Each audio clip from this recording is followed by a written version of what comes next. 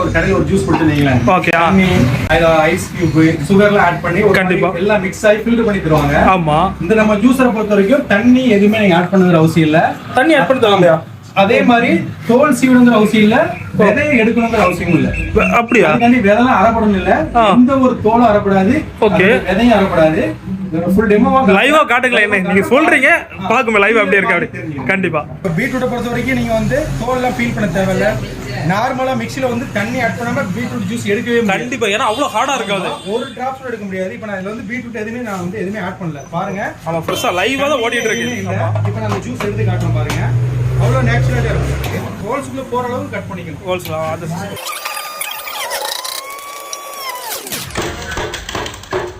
தேங்காய் பப்பாளி இதெல்லாம் அரைக்கும் போது வந்து பாத்தீங்கன்னா இந்த ஜூஸர்லயும் அந்த உள்ளே லைட்டா வாட்டர் இருக்கும், அந்த லிக்விட் இருக்கும். லைட்டா லிக்விட் என்னன்னா ஃபைனலா வந்து தண்ணி